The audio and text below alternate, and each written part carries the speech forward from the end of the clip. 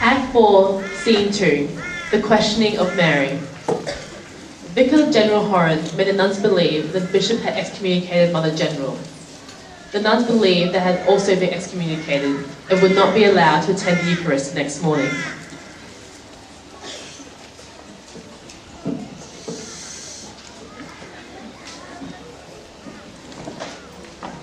Why were there no sisters at Eucharist this morning? The nuns were rebellious against your authority. What have I done to upset them? Last week, you entered their convent without notification. Do I need to follow protocol? Of course not. But the nuns have claimed their autonomy. What makes them make that claim? It is in their rule, their idea of central government. This will not do. You and I will have to go to their convent together, and we will sort this out.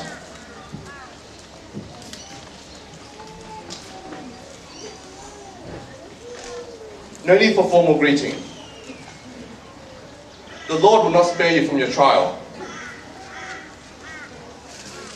Do you see this? This is a petition signed by half of my priests. I repeat, half of my priests. They complain that the nuns are incompetent teachers who have no regard for priests and no provisions for boys. My Lord Bishop, we have 34 schools with 127 nuns, and I have not received any complaints from the staffs or parents there. You tell me to listen to the staffs and parents instead of my priest? You tell the nuns to stay at home. I will personally examine them. Yes, my Lord Bishop.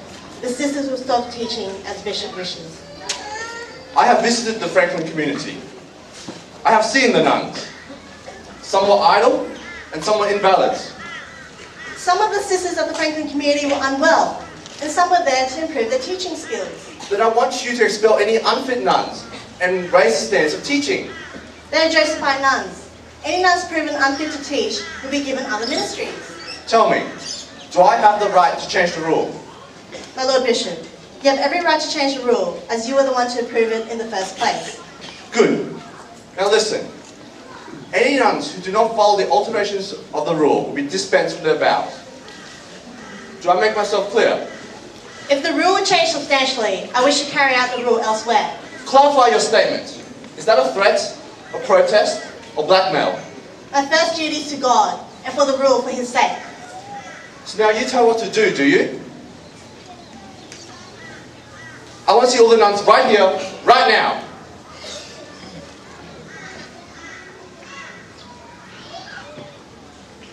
Act 5, Scene 1, Excommunication. In 1871, Bishop Quinn ordered a commission to examine the lives of the sisters. The commission recommended changing the constitutional rules, which included placing each convent under the authority of the local priest. Mary was outraged and wrote to Bishop Shield outlining her concerns. Unfortunately, the events that followed would eventually lead her to be excommunicated on the 22nd of September, 1871. I would like to make an announcement. It is a matter of great concern to you and to me.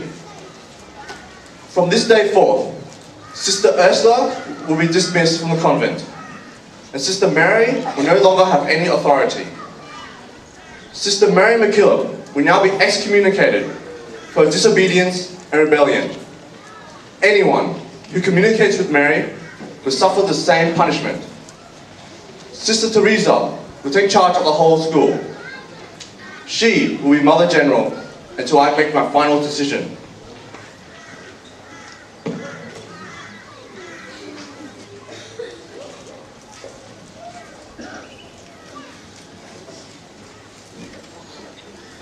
The Lord Bishop passes these new set of rules.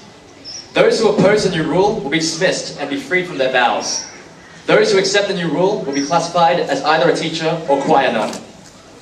The Lord Bishop also declares all convents are under the authority of the local parish priests, who are under the authority of the Lord Bishop. Mary, remove your veil and cross. They are the property of the convent and you have no right to take them with you. Teresa, take charge of the convent's property.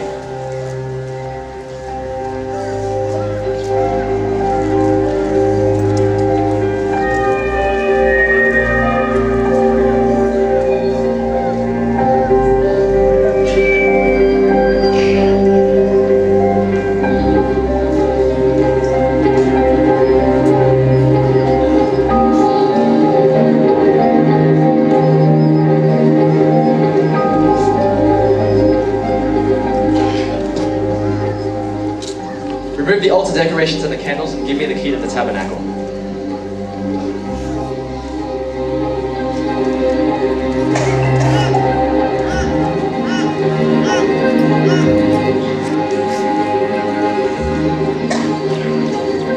Vicar General, I'd like you to censor all correspondence that comes in and out of this convent.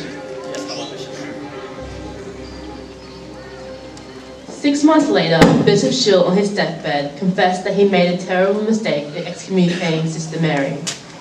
On the 23rd of February, 1872, Father Hughes received Mary back into the church, where she received her habit at the Morford Valley Church in a quiet ceremony. Mary then makes preparations to leave for Rome to have the rules of the Sisters of St. Joseph officially approved. Act 6, Scene 1. The second crisis. On her return, Bishop Reynolds explained the new constitutional to the sisters, and this was adopted unanimously. And Mary MacKillop was elected as the first Superior General. However, trouble would soon follow.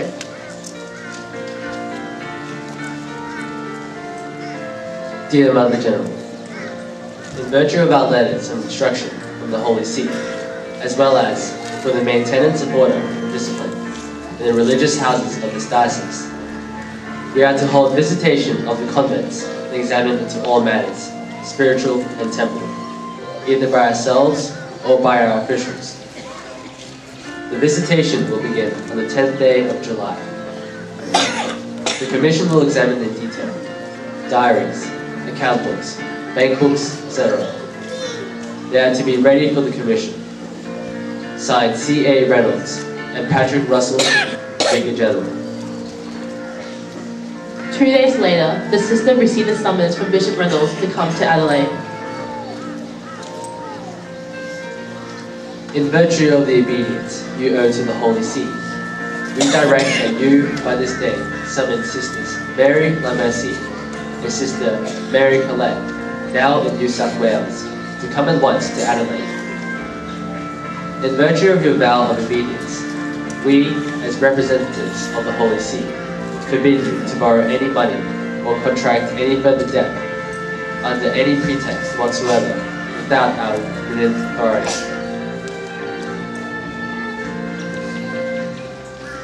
When Mary came to Adelaide, she was interrogated by the Commission on matters such as unsatisfactory priests, substandard teaching, and the growing amount of debt.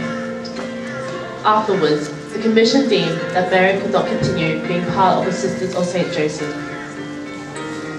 However, this was proved to be a futile attempt in the many months to come. In 1872, Rome appointed Dr. Murphy Hobart and Dr. Quinn Baptist as another commission to conduct an inquiry into the affairs of the Sisters of St. Joseph and the bishop's actions against them, the alleged misuse of funds and activities of Father Horan. He gave the commission the power to take the measures they thought immediately necessary. The report went to Rome, and it was decided that the sisters were quite innocent of the charges made against them. The commission report declared that the blame lay with Horan, who exploited his influence on the failing bishop to take revenge for the expulsion of his colleague Keating. As such, Mary was reinstated as the head of the Sisters of St. Joseph to continue her good work for the poor and needy.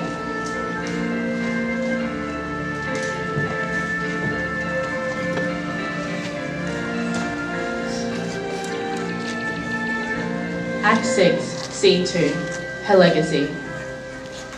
Over the years, Mary's health deteriorated, leading to a stroke in 1901, which left her permanently disabled.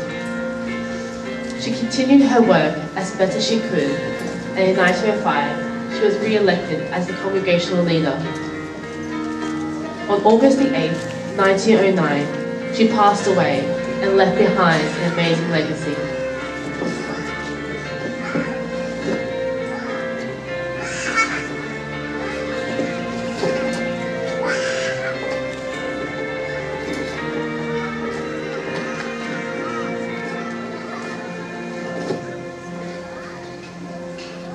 Today, Mary MacKillop will become Saint Mary MacKillop, Australia's first saint. a woman who did not stop doing what she loved with a strength and passion in God.